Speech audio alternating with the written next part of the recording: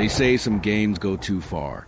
But what happens when one person's joke becomes another's nightmare?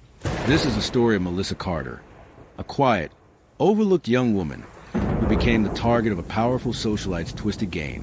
What Vanessa Hale thought was harmless fun would end in her downfall, and in the end, justice was served, but the real horror was only just beginning. Melissa Carter was 22. She worked long shifts at a small-town diner. She wasn't anyone's first choice. Shy, awkward, invisible, people barely noticed her. But one person did. Vanessa Hale, rich, charismatic, a woman who controlled every room she walked into. And to Vanessa, Melissa wasn't a person. She was entertainment. It started with notes. Small, strange messages left on Melissa's counter. At first, they seemed like pranks. I see you. Don't look behind you. Harmless, maybe even silly. But soon the words became darker. I know where you sleep. Your mother's house isn't safe. Melissa begged the police for help. They brushed her off. It's just kids. Ignore it. But then, the notes began appearing inside her home. One night, she found a Polaroid slipped under her door.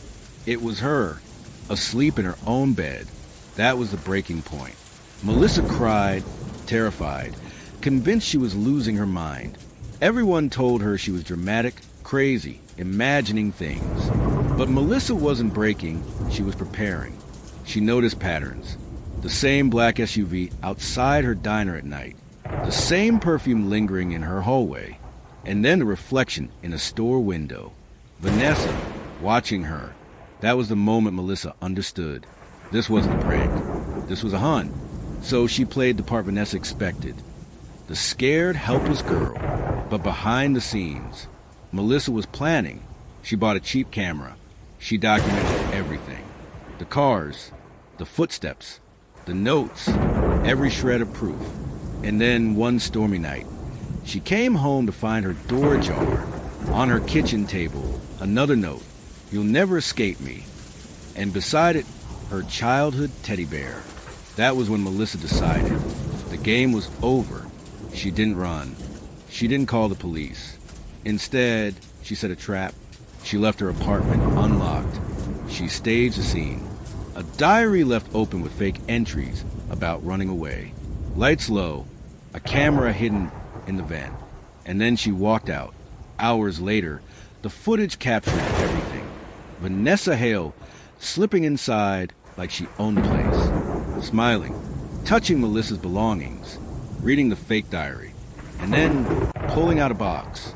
Inside, dozens of photos of Melissa, eating, walking, sleeping, watched every single day.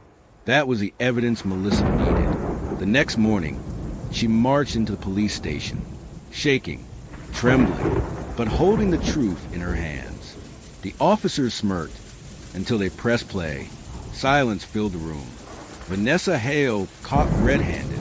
Within hours, she was dragged from her mansion in handcuffs, cameras flashing, her empire crumbling. She screamed at Melissa as reporters swarmed. You'll regret this.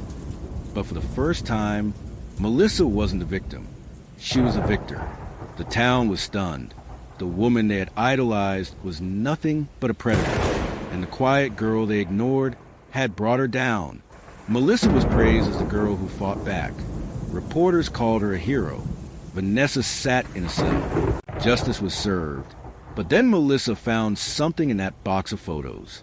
Something she couldn't explain. One picture wasn't of her. It was of another girl. Younger, pale, wide-eyed with fear. And on the back of the photo, in Vanessa's handwriting, were 3 chilling words. She was first. That night, as Melissa tried to sleep, another note slipped under her door. A note Vanessa couldn't have written from jail. The game isn't over. Melissa realized the unthinkable. Vanessa wasn't working alone. Someone else was still out there, watching, waiting. They thought the nightmare was over.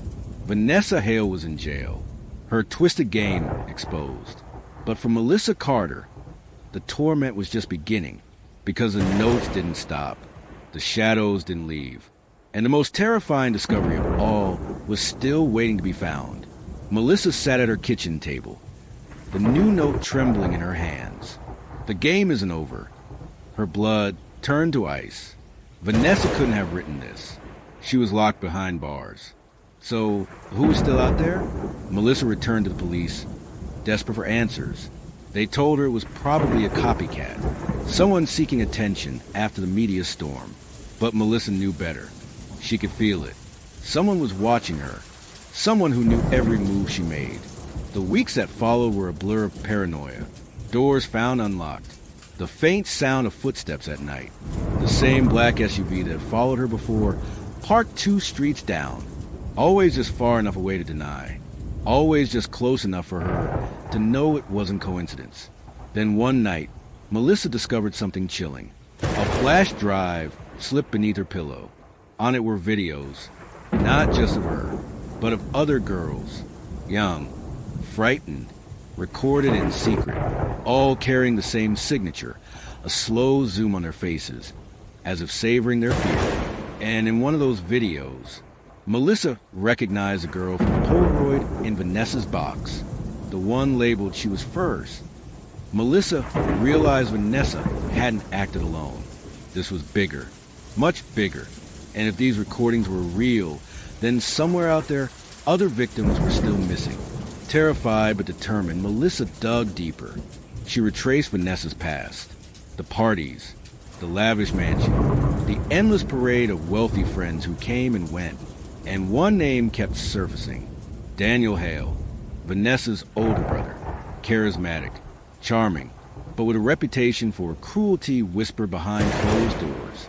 Melissa remembered the SUV, the perfume, the way she always felt someone was 2 steps ahead. What if Vanessa was never the mastermind? What if she was just the mask, hiding something far worse? One night, Melissa followed her instincts. She trailed the SUV through winding back roads until it stopped at a rundown storage facility. She waited, watched, and then her heart nearly stopped. Daniel Hale stepped out. He unlocked the unit. He carried boxes inside. Melissa knew she had found something, but when she finally worked up the courage to open the unit the next day, the contents sent a shiver down her spine. Inside were dozens of locked trunks, each labeled with a woman's name. Some familiar, some unknown, and on the wall, photos. Dozens of photos. Melissa's face staring back at her again and again. She stumbled back, trembling, when suddenly she heard footsteps. Someone else was in the storage unit. The light snapped off. The door slammed shut. And in the suffocating darkness, a voice whispered, "You were never supposed to find this." Melissa froze. The nightmare wasn't just alive. It was standing inches from her in the dark. Melissa's fight for survival had only just begun, because Vanessa Hale may have fallen. But her brother Daniel? Kindly consider subscribing to this channel and comment for more true crime stories, just like this one. He was only getting started.